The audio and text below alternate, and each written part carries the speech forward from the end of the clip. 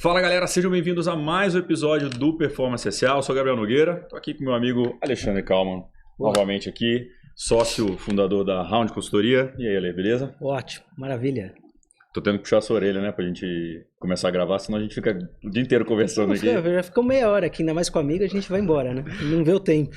Pois é, a gente, mais uma vez, eu trouxe um amigo aqui para conversar, já vou apresentar o nosso convidado antes, falar aqui da Flow, nossa patrocinadora. Então, são mais de 75 restaurantes espalhados pelo Brasil, impactando diretamente milhares de pessoas. Então, está entre as melhores franquias do país há muitos anos. Então, a Flow, saudável, sem ser chato. Eu vou deixar o link aqui embaixo para vocês acessarem depois o site da Flow. Agora, apresentar meu amigo aqui, tinha muito tempo que a gente não se via, então mais uma desculpa para a gente se reunir aqui e bater papo.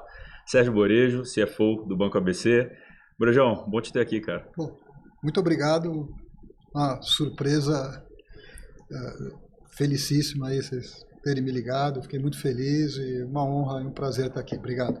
Conseguimos, a agenda do Borejo é complexa. Né? É para poucos isso aqui. Pois é, temos resiliência que conseguimos. O PIB do Brasil está nessa mesa aqui agora. Facinho, imagina. Vamos lá, Lê. Mas bom demais, Borejão. Obrigado de novo. Vamos lá bater papo. Vamos começar falando um pouquinho, né, da tua formação, da tua carreira. Conta pra gente, né, como começou. Você, Poli, né? Eu fiz FEA. FEA, exato. Como é que foi, né? Começou em Big Four, depois passagens por banco, enfim, dá um panorama pra gente. Na verdade, eu sou um fruto do esporte, né? Porque começou antes da faculdade. Por incrível que pareça, eu joguei basquete 15 anos, né? Essa eu não sabia. Então, eu joguei basquete, fui um jogador federado e tal, e eu estudava em escola estadual, e eu tinha algumas notas boas, tal, tudo, e eu jogava no Palmeiras nessa época. Isso é 1980 e alguma coisa. E aí Mas a época que o basquete era muito forte, né? Porque a seleção brasileira era muito forte, né? Os caras, enfim. Super, não, era um esporte. Era o esporte. O Sírio tinha acabado de ser campeão mundial no final dos anos 70, né? Oscar, Marquinhos, né? Todo aquele time que... E aí eu comecei a jogar, eu tinha 10, 11 anos de idade, tal, e o esporte, eu ganhei uma bolsa de estudos para estudar no colégio, que hoje existe, o Colégio Latino, que era uma escola forte. Era bolsista, por causa do esporte. Aí tive a oportunidade de estudar e acabei indo para a FEA por causa do esporte, né? Então já andaram juntos, estava na minha vida. Que legal. Ainda, né? Estava muito forte, né? Na verdade, estava muito forte na minha vida, né? E aí eu comecei a estudar na FEA, comecei a trabalhar e depois entrei na Price, né? Na Pricewaterhouse na época, nem era Coopers, né? Não era PwC, já faz tempo, só tinha PW. Aí fiquei lá de 1988, comecei a trabalhar com 19 anos lá, fiquei de 1988... Pica-pau, aquela carreira, né, que você vai... Exatamente, mas fui muito feliz lá, eu gostava, me divertia e tal, fiquei lá até 93. Aí em 93 eu fui trabalhar no The First National Bank of Boston, que depois virou Bank Boston. Fiquei lá até 2006, há 20 anos atrás, 20 anos atrás foi vendido para o Banco Itaú. Fiquei nessa transição para o Banco Itaú até 2007. Em 2007 eu fui trabalhar no ABC e lá se vão 19 anos. Vamos falar mais do ABC agora. A gente conversa com executivos o dia inteiro, né, Borejão? Queria ouvir a tua opinião a respeito, né? Eu tenho em mente que os profissionais de finanças que passaram em Big Four em algum momento de carreira, eles têm uma visão muito diferente, especialmente acho que dessa época, né? Big Five, né? Hoje já é Big Four, né? Era Big Five. Era Big Five e virou Big Four. Exato, né? Teve uma época que eu peguei Big Six ainda. Pegou Big Six. Já faz tanto tempo. Mas a base de treinamento, né? O investimento que se faz, né? É uma coisa louca e não precisa ir muito longe. Se fizer algumas buscas em LinkedIn e em relação aos CFOs de mercado, acho que uma boa parcela deles ou passaram em Big Four ou consultoria estratégica, né? Eu acho que é uma escola muito legal, né? Porque primeiro que você tem contato com a realidade real, né? Então você vai desde fazer inventário físico, você vai para a fábrica, como para a parte financeira. A parte financeira, na verdade, é uma consequência do mundo real. Sim. E o grande, né, eu estou na área de finanças há quase 40 anos, e sempre o receio, o medo que eu tive, eu não posso perder contato com a realidade real. Perfeito. A hora que você perde esse contato, você perde a conexão com o que está acontecendo, né? Você, né, tem um ditado que fala que o peixe não enxerga a água que ele nada, né? Aí você não enxerga nada mesmo, né? Você passa a enxergamento. Então, eu acho que essas escolas de consultoria, de auditoria, em que você tem oportunidade para visitar empresas diferentes, em lugares diferentes, executivos diferentes, cargos diferentes e realidades diferentes, acabam te ajudando muito na formação, principalmente quando você tem 20 anos de idade, 20 e poucos anos de idade. Né? É aquele negócio, né? Porque às vezes você for entrar numa empresa na cidade, você vai ficar na mesma cadeira ali 1 ano, 2 anos, vendo só aquela planilha, só aquele negócio, e ali você a cada 3, 4 meses tem um projeto diferente e te enriquece. Exato, exato. E isso até te deixa, de uma forma, pelo menos aconteceu no meu caso, você fica irrequieto, né? Sim. Porque eu estou na mesma empresa há 19 anos. A minha empresa anterior eu passei 13 anos. Então eu sou um cara de mudar. Mas eu mudei de função muitas vezes dentro da mesma empresa. E isso é uma coisa que me motiva, que me ajuda. E me ajudou muito a me manter motivado, a me manter produtivo e feliz, né? E tem mais um ponto, né, Guarajão? Porque, sem dúvida, concordo plenamente, né? Mudar, né, de escopo dentro de uma mesma empresa, você tem que recomeçar, né? Sem dúvida nenhuma. Você tem que se provar, tem que entender a dinâmica e tudo mais. Mas a gente, por bem ou por mal, né? A gente vive num país onde as mudanças acontecem também de uma forma drástica. O mundo hoje é assim, mas o Brasil, acho que o Brasil é o desafio maior, né? Taxa de juros, inflação, que você pegou muito, são tantas variáveis, e muda a política de governo, enfim, né? E aí você tem que se reinventar também, né? Não, mas a gente passa, né, graças a Deus, hoje a gente vive muito mais do que a gente vivia. Sim. Então, e o mundo é muito mais dinâmico do que ele é, né? As transformações, né? As inovações, né? Você pega, né, do tempo que foi o tempo que levou para inventar o rádio, do rádio para a televisão, né? Você pega hoje os iPhones, os streams, muito mais rápida essa transformação. E ela faz parte da nossa vida. A gente não... O ser humano, muitas vezes, ele tem resistência a mudar. Né? A gente estabelece uma rotina, a gente acha que aquilo vai ficar... Agora, estabelecer... A zona de conforto ali. Né? Mas a única coisa que a gente tem certeza é que ela vai mudar. E isso não deveria ser um empecilho, não deveria ser uma fonte de estresse.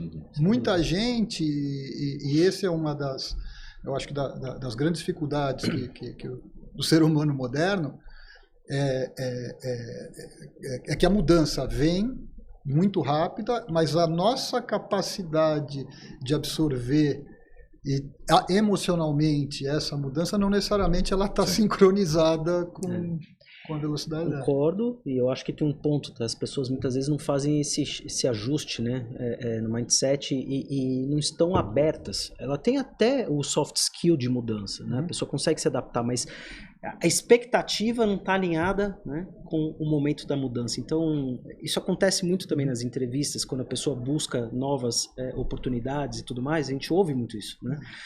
Então, poxa, até que ponto a pessoa está de peito aberto ali, né?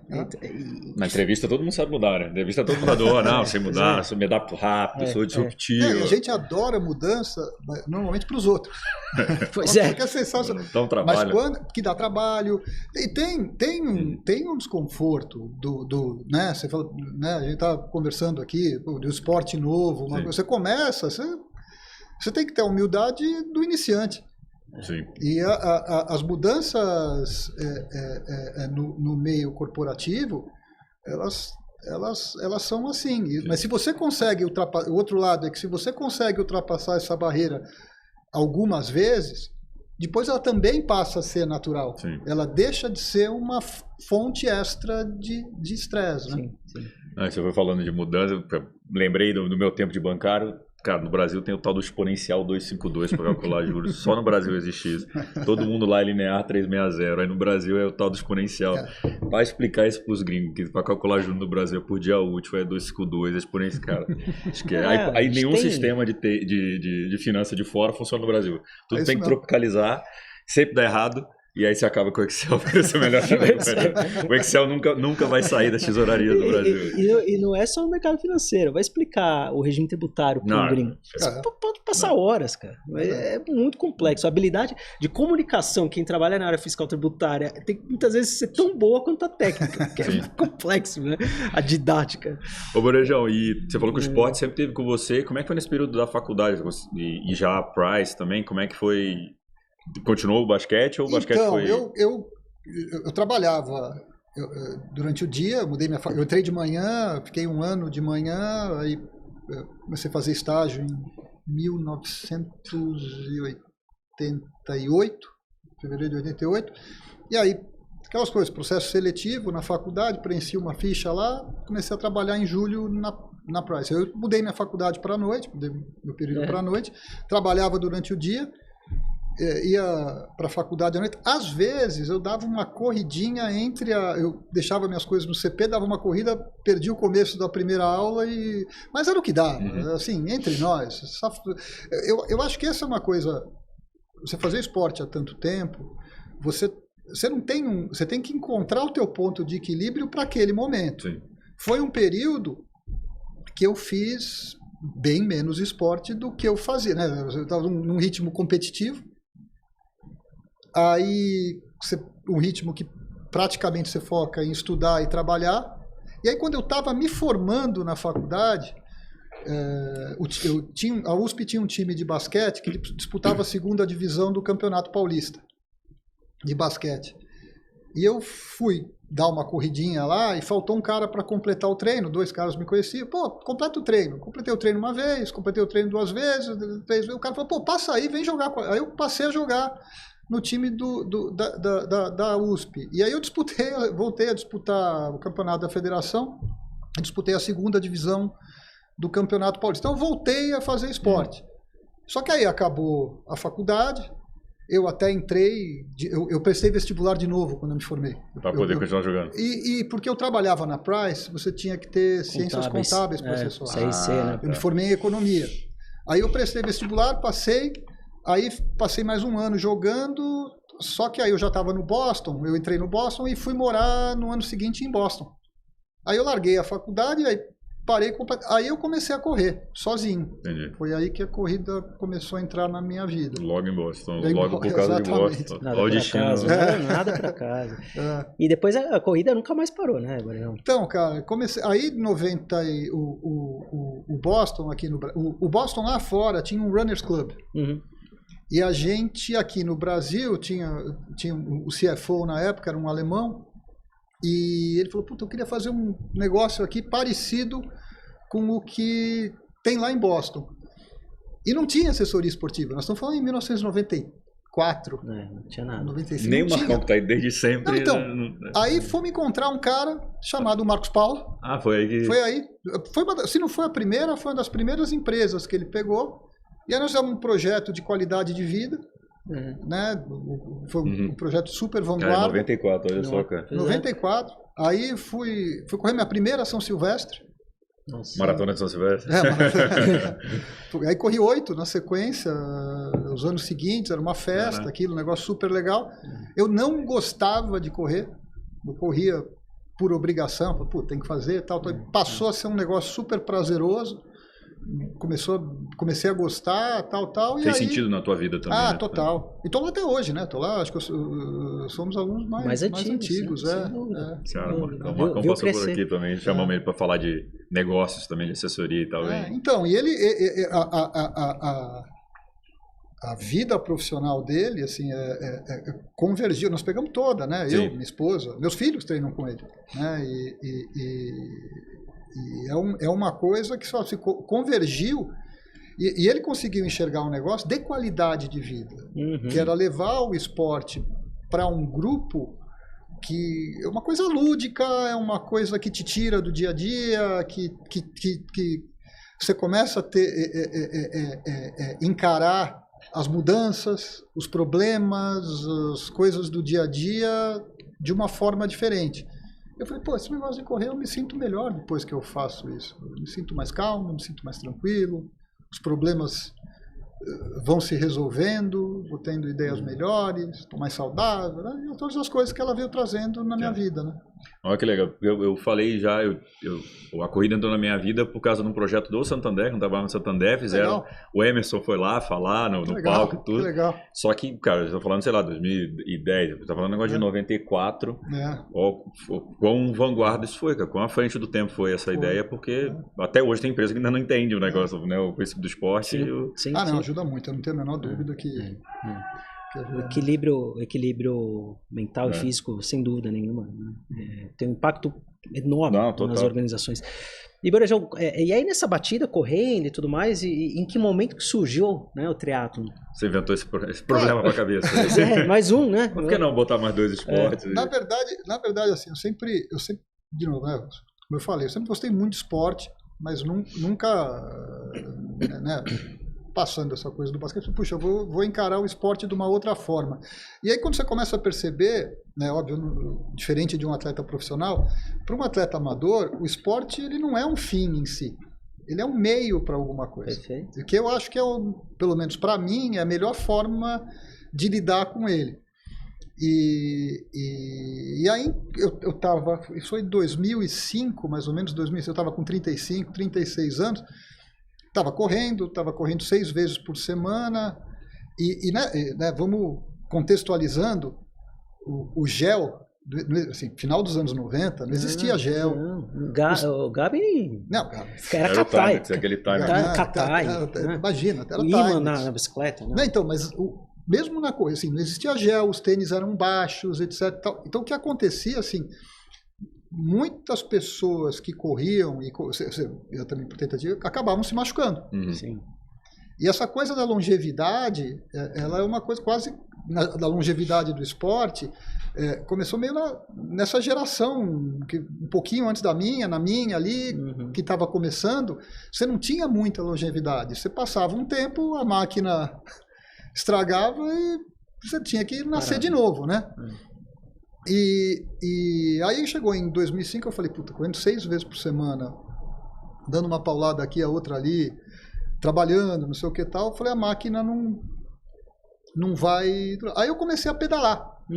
E aí, né, a gente tá falando de mudança, o começo do pedal para mim foi a coisa mais chata do mundo, né? Eu passei, eu brinco com o Fábio, que me treina há 30 anos, eu ia lá às 5 e nada da manhã lá para a USP, eu passei 3 meses fazendo 8 no estacionamento. Eu falei, pô, ele está me testando, não é possível. 3 meses fazendo 8.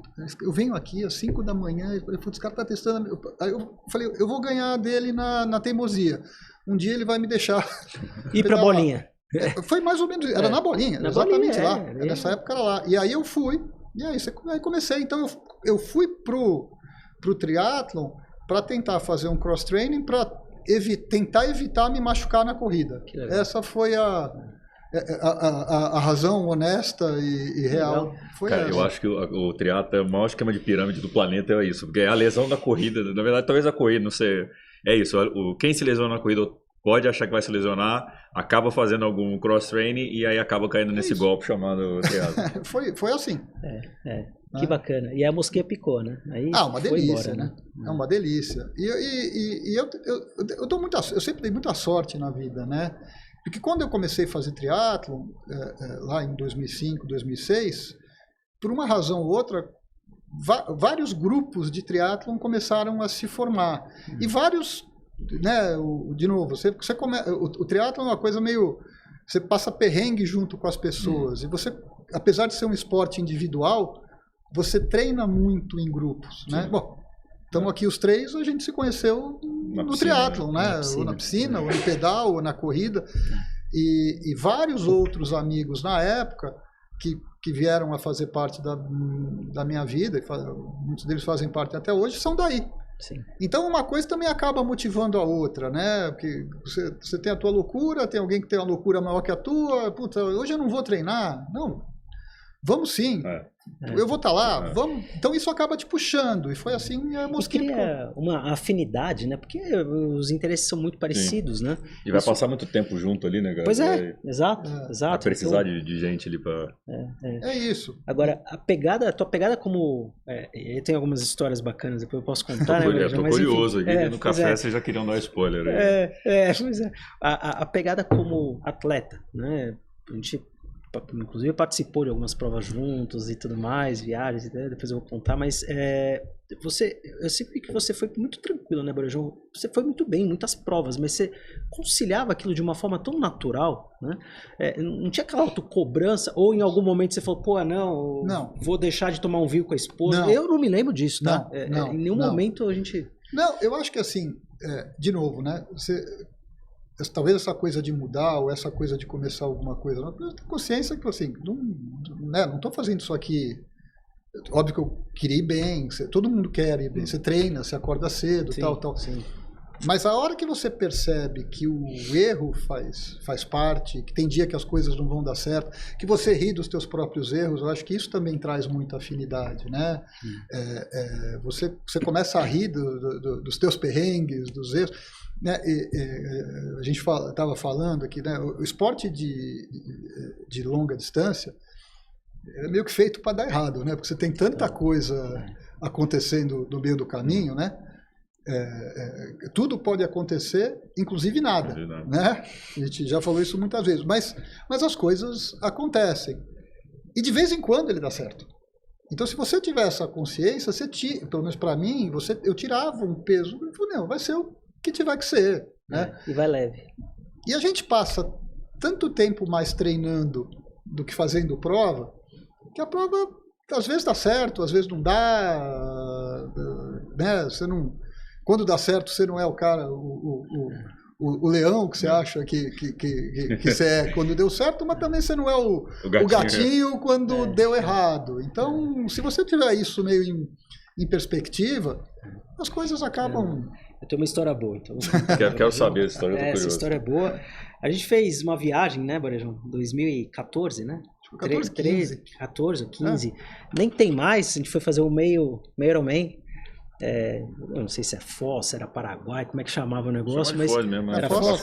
Foz do Iguaçu. Mas era, né, a tríplice ali, pegava um pedaço, nadava no Paraguai, pedalava no Brasil, enfim, né? Era uma prova que inclusive foi muito legal. A gente ficou no mesmo quarto, né, no hotel.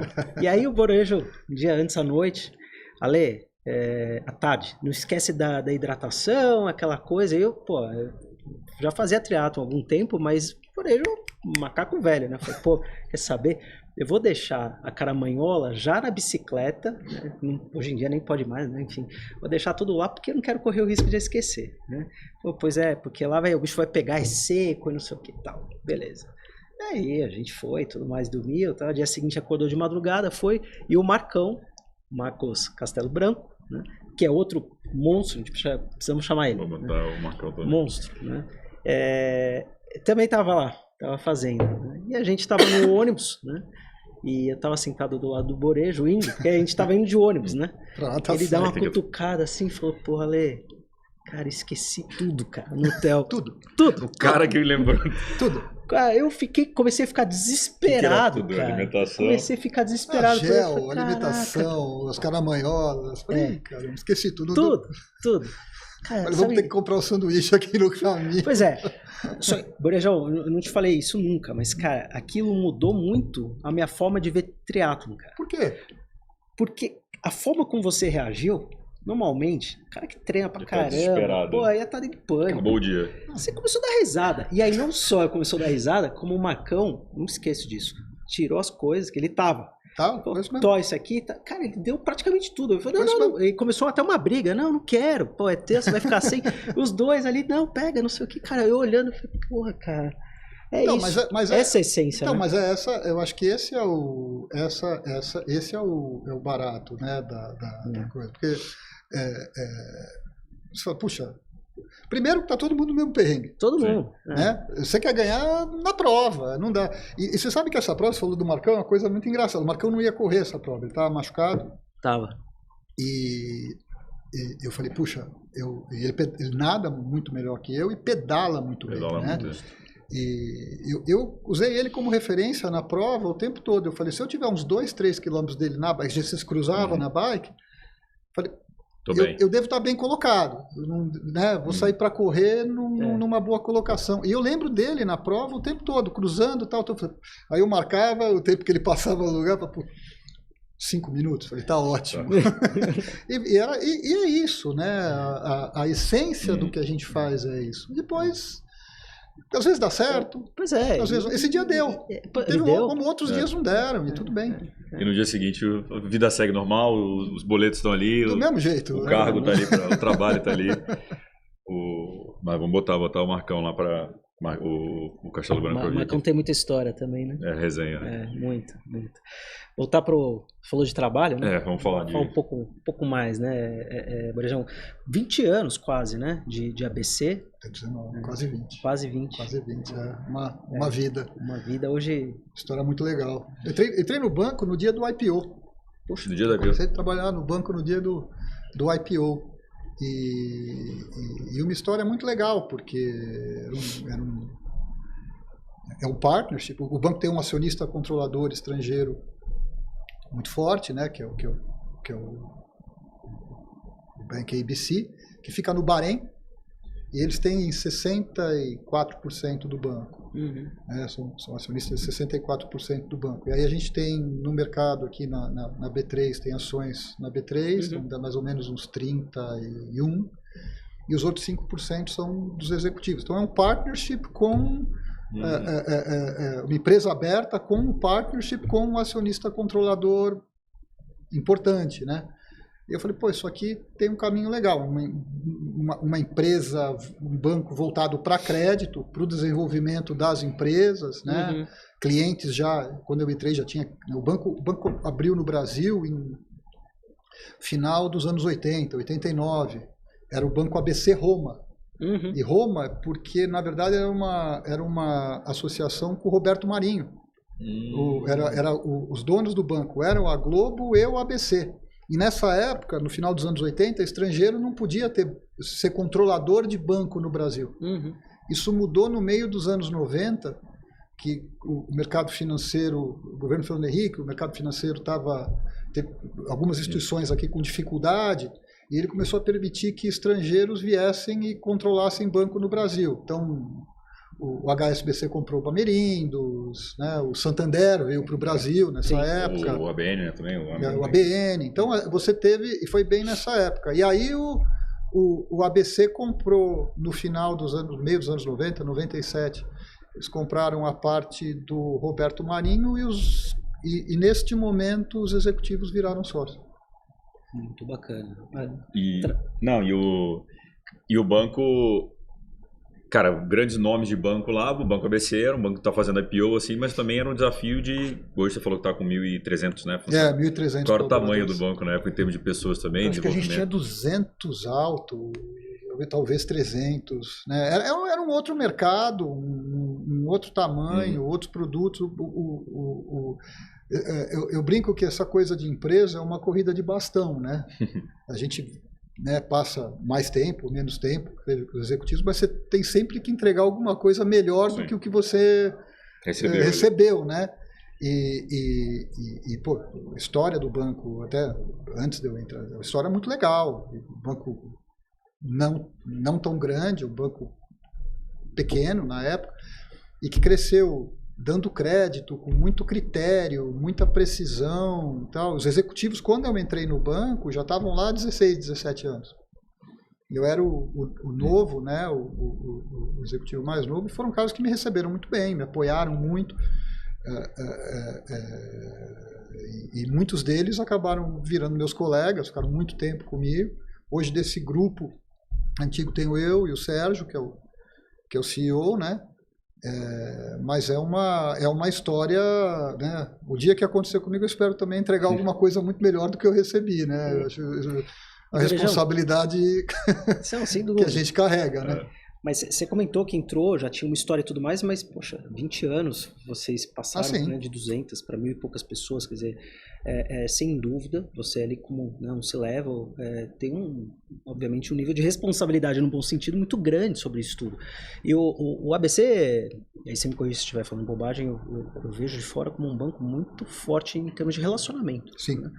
A minha pergunta é nesse sentido, quer dizer, tendo em vista essa pegada de relacionamento e tendo em vista tanta mudança, o mercado financeiro ele passa por muita mudança, especialmente no Brasil, disruptivo, né, com todos os bancos digitais que a gente viu, quer dizer, esse DNA de relacionamento, né, sempre aconteceu, como que é hoje o perfil do banco nesse sentido e o impacto disso na sua área como financeiro, né? Claro. Não, sem dúvida, assim, nenhuma empresa existe sem cliente. Então, eu estou falando isso com toda a tranquilidade do mundo, porque eu não estou na linha de frente lidando com o cliente no dia a dia. Mas eles também são meus clientes. Sim. Porque eu sou funcionário da empresa, né? Sou sócio da empresa. Eles que pagam os nossos salários. Então, a empresa, se você tiver na sua consciência que você vive para o cliente, esse já é um passo enorme, né? E muitas vezes, ainda mais a gente trabalha com dinheiro, e muitas vezes você fala não para o cliente. Falar não é muito mais difícil sempre que falar sim, né? A gente não, eu brinco nas escolas da gente, a gente aprende um monte de coisa, mas ninguém ensina a gente a falar não. E muitas vezes a gente trabalha com dinheiro, é um produto que você empresta, um negócio que às vezes você tem que falar não. E você às vezes falar sim para um cliente, você coloca ele numa situação mais difícil do que ele já está. E nós temos muitos clientes que são da época lá de começo dos anos 90. Nós temos clientes ainda dessa época que eram empresas menores e também cresceram, e cresceram, algumas delas até muito mais que o banco, e continuam sendo nossos clientes. E isso só existe pelo relacionamento. E tem que ser um relacionamento de confiança. Se você não se o cliente não se sentir, todos nós, se você não se sente confiante num determinado serviço que alguém está prestando, você não volta. Né? Você não volta. Então, o relacionamento com esses clientes, né, é interessante você perguntar isso, porque a gente se auto-intitula um banco de relacionamento. Pois é. O nosso propósito tem muito a ver com relacionamento. Pois é. Né? E como dosar isso? Porque com todo esse lance de transformação digital e concorrência e tudo mais, né? E a gente fala de muita eficiência operacional, como que você consegue chegar a um limite ali que você fala, pô, tem que ser mais prático, tem que ser mais ágil e tudo mais. A gente vê uma transformação nesse sentido recente dos bancos, né? Como é que vocês se posicionam nesse sentido? Então, primeiro você tem que estar muito atento ao que está acontecendo ao teu redor. E muito atento ao que os clientes estão demandando. Às vezes você ouvir o cliente, né, quando você ouve uma demanda de alguém, muitas vezes ela não vem de uma forma estruturada. E você tem que ouvir, você tem que trazer. Aí você fala, puxa, esse cara tem... hoje a gente chama de dor do cliente. Mas sim, o cara tem uma necessidade que às vezes ele nem consegue descrever direito. Mas você fala, deixa eu entender o seu problema. Quando você entende aquele problema, você traz isso para cá e aí você começa a montar produtos. Você tem que estar muito atento a isso. Acho que esse e atento a determinados mercados. Fala, poxa, eu vou dar um exemplo. A gente, há alguns anos atrás, montou uma corretora de seguro. Por que é que nós montamos uma corretora de seguro? Porque, toda vez que a gente dava um empréstimo que tinha uma garantia, a gente exigia que tivesse um seguro. Coisa mais natural do mundo, é falar, poxa, por que não prover um serviço bom de seguro e que eu consiga um bom preço para o cliente? Pô, é uma coisa óbvia, né? Mas não é até você fazer. Né?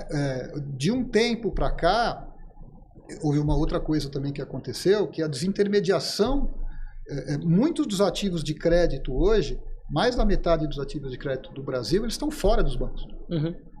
Eles não estão no sistema bancário, eles estão nos fundos, eles estão, né, nas assets.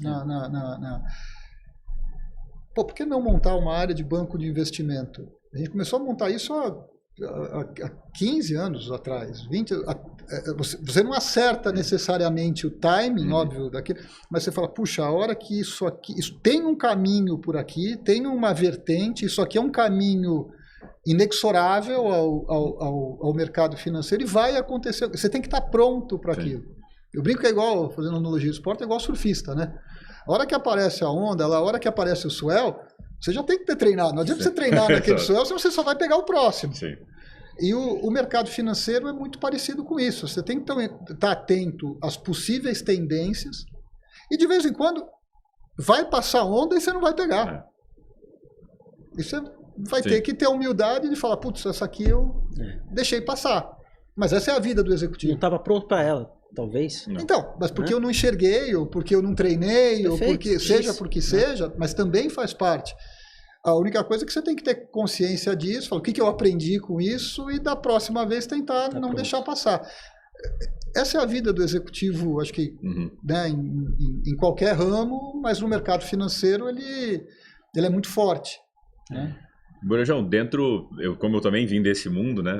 Meu caminho era para ser borejo, tinha foto de borejo em casa, mas eu vinha para esse lado de finance também, muita planilha e tudo. Cara, hoje a gente vê a IA muito forte, muita tecnologia, uma velocidade, né, de inovação muito forte, que muita coisa dos serviços recorrentes de banco, as coisas, né? Eu digo back-office, né? Coisa interna, back-office principalmente, vai ser automatizado, né? Vai atropelar, a tecnologia vai atropelar de alguma forma. Como é que motiva também equipe? Como é que monta, encontra novas competências? Como é que se refaz nessa velocidade que o teu Ale falou, das coisas acontecendo muito rápido? Você tem que também refazer conhecimentos muito rápido. Como é que lida isso com uma equipe agora ainda maior, com mais complexidade? Então, a primeira coisa é você criar um ambiente seguro para que as pessoas usem IA.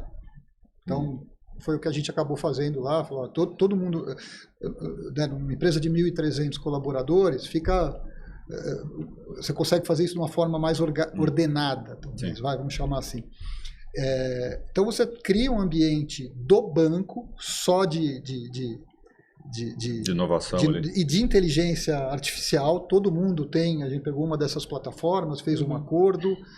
Trouxe para dentro. Trouxe para dentro e a informação é nossa. Então não tem o risco da informação do banco estar desprotegida. Essa é a primeira coisa. Você tem que ter um ambiente seguro. Sim.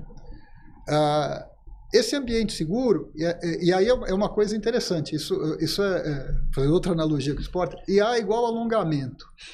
Primeiro dia que você tentar abaixar aqui, você provavelmente vai encostar sua mão abaixo do joelho aqui. Aí você tenta o segundo dia, o terceiro dia, tal. Depois de 6 meses você está com a palma da mão no chão. O uso de IA é meio parecido com isso, porque a gente não sabe direito como usar. Então, outro dia eu tinha que fazer uma apresentação para o conselho, né? 3-year plan, não sei o que tal. E aí eu fiz o seguinte, eu falei, eu vou fazer a minha análise aqui, vou colocar todos os comentários que eu colocaria, e vou pegar só os números, a apresentação, 3 anos, segmento, produto, despesa, cresce aqui, e vou colocar aqui e pedir para a máquina fazer. Eu falei, porra, eu devia contratar a máquina. Não, e muito melhor que o... Só que assim, não só em termos de palavras melhores, melhor uso da palavra, atentou para coisas que eu talvez não tivesse dado a importância que eu deveria ter dado e coisas que eu deixei passar como desimportantes. Falou, atenta para isso é legal você falar. Então, se você usa isso como uma aliada, ela muda, né? Pega, por exemplo, câmbio, operações de câmbio. Uma das dificuldades de fazer operação de câmbio no mercado financeiro é a tributação. Sim. Porque cada lugar tem uma tributação diferente, não sei o que. Então você tem que ir lá pegar uma tabelinha, putz, país X, essa tributação é tanto, país Y, isso aqui é uso de máquina, isso é IA. E esse é um trabalho que você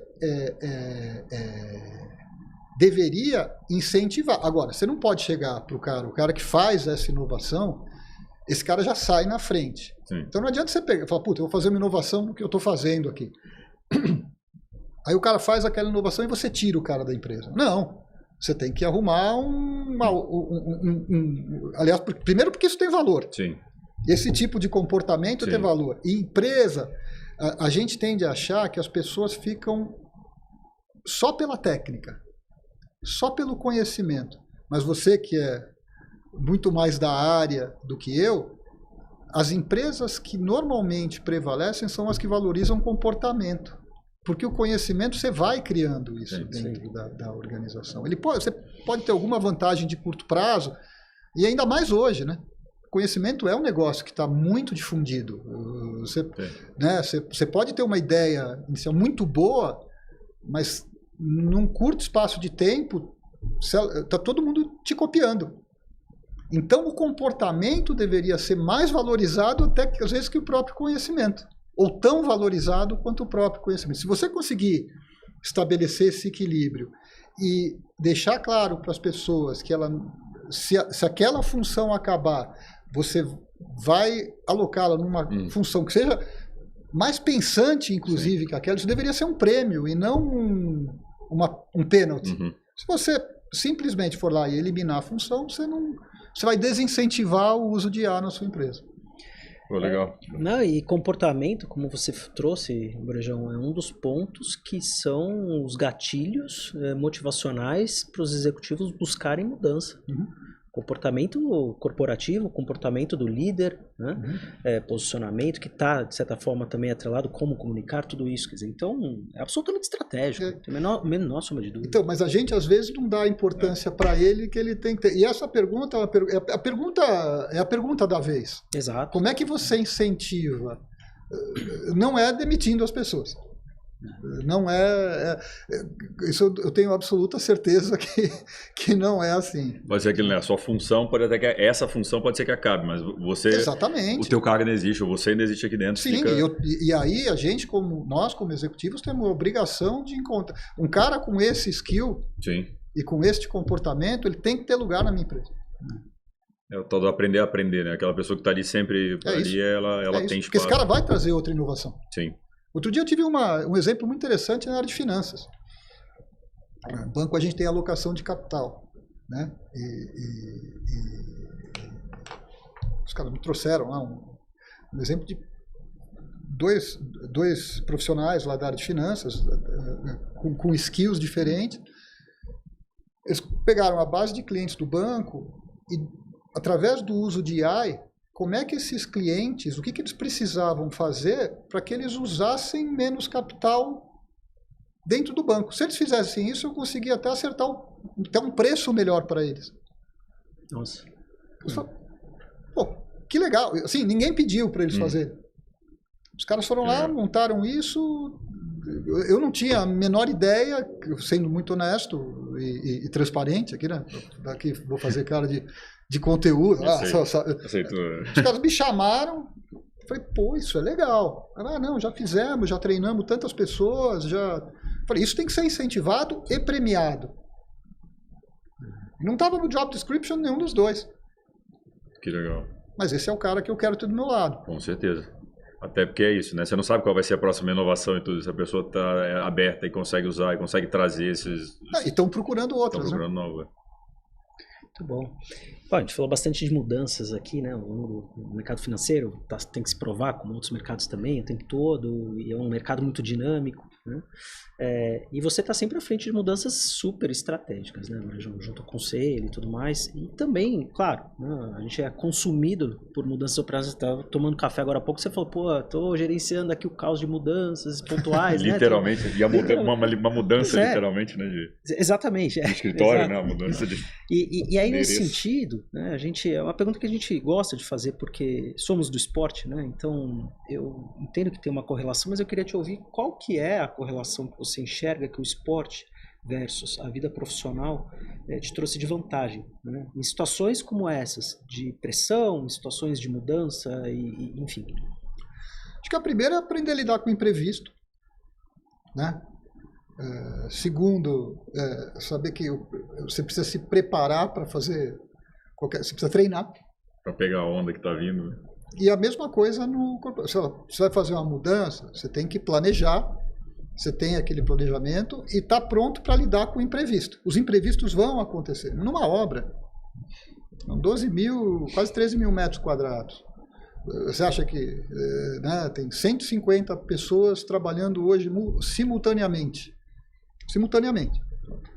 Você vai ter imprevistos. O elevador vai deixar de funcionar, a escada não vai caber, vai faltar material, e você tem que lidar. Isso não pode ser mais uma fonte de estresse. Ele é algo que é inerente à sua função. Ah, está ventando contra. É inerente à sua função. Não vai ventar a favor. Né? Mas sempre a favor. Brinca só na prova dos amigos que venta a favor, mas que eu faço só venta contra. E tem alguns amigos que sempre venta contra também, né?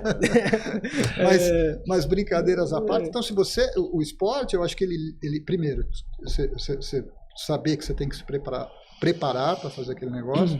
Segundo, aprender a lidar com um imprevisto, sem uma fonte extra de estresse. Eu acho que essas são as duas principais lições aí que você acaba.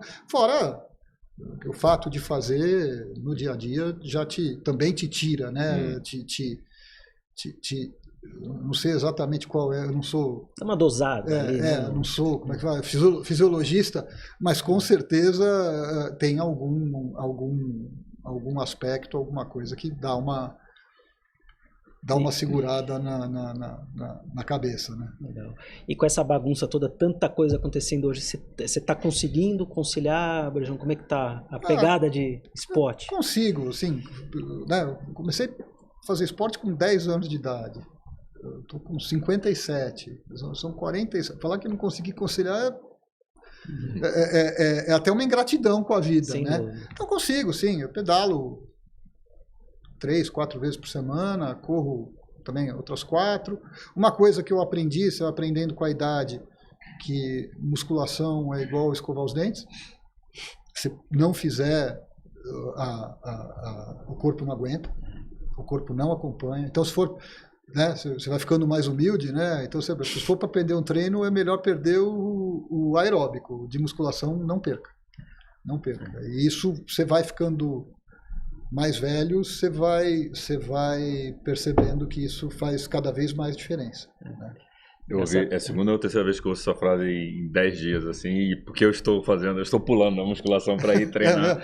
Então não faça isso. É um sinal. É um sinal. Não faça isso. Não, porque por causa do excesso de viagem. Então, quando eu chego, eu falo, cara, quero voltar pelo menos a nadar, fazer alguma coisa, e aí... Você sabe que eu nunca me machuquei, Gabriel, assim. Sério? Assim, não, nunca. O ano passado, eu armei uma viagem tem um grupo de amigos, todo ano a gente acaba pedalando junto. E eu brinco que é pior que prova, né? Porque, tudo bem, você perde uma prova para alguém, tá tudo certo. Você perder para o amigo, puta, o cara vai passar um ano ali te enchendo a paciência, né? Então, você tem aquele grupo que sempre viaja juntos, não sei o que e tal. E com esse negócio de tempo, né? A nossa variável escassa, né? O recurso escasso, mais escasso é o tempo. E para pedalar mais, eu comecei a abrir mão da musculação. E eu tive algo que eu nunca tive, que foi uma hérnia que me pegou o nervo. E eu fiquei 70 dias dormindo sentado. Nossa. E aí eu falei, Aí foi o médico, o cara falou, tá legal, tá ótimo, passou e tal. Musculação. Agora, o alongamento Pilates, né? Que é o que você brincou a mão no chão, agora você... É isso. E você tem que ter humildade e falar, puta, é isso. É isso. Ou não faz.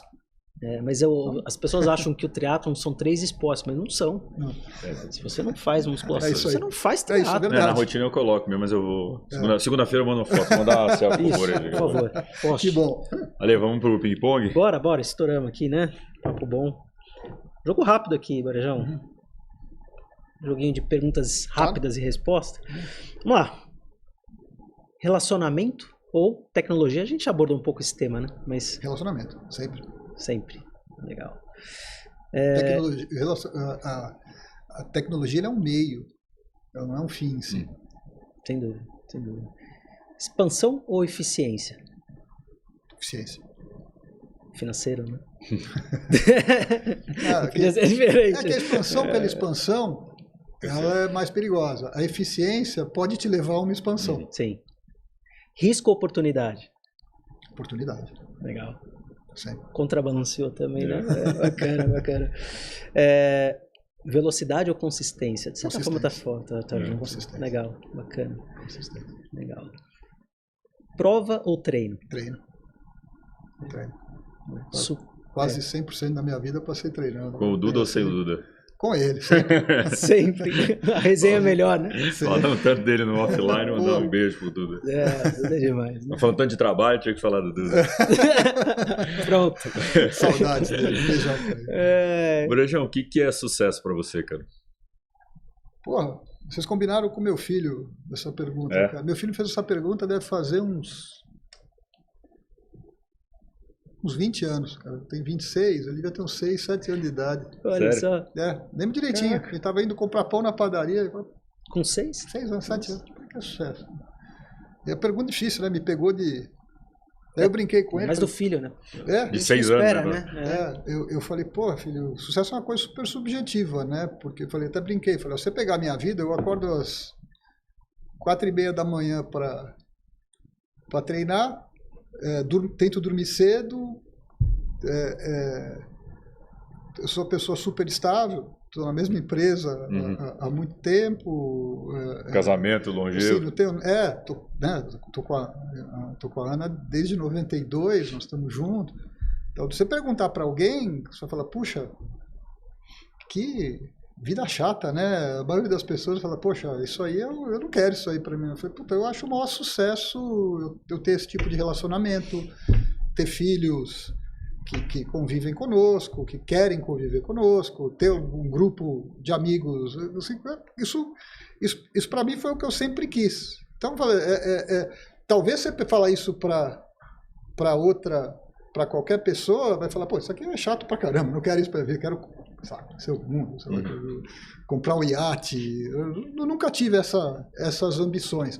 Mas eu acho que o sucesso talvez esteja em você conseguir perceber que as coisas do dia a dia, elas são muito prazerosas, né? Então, você chegar em casa e conseguir conversar com a tua esposa e os teus filhos, você ter um grupo de amigos para treinar e se divertir com isso, você ter uma rotina que você fala, porra, uma rotina legal. Acho que isso talvez seja pelo menos no meu conceito, a definição de sucesso. Seria um pieguismo. Não, muito legal. Olha, é isso, maravilha, excelente papo, né? Borejão, que bom, cara. Bom te ver, que bom que a gente teve esse tempo para bater um papo, bom que coube na agenda. Te agradecer aí por ter topado estar aqui conosco, dividir um pouquinho da tua história aqui com a gente. E tô com saudade de você. E, cara, mais sucesso para você nas coisas simples, nas coisas que importam.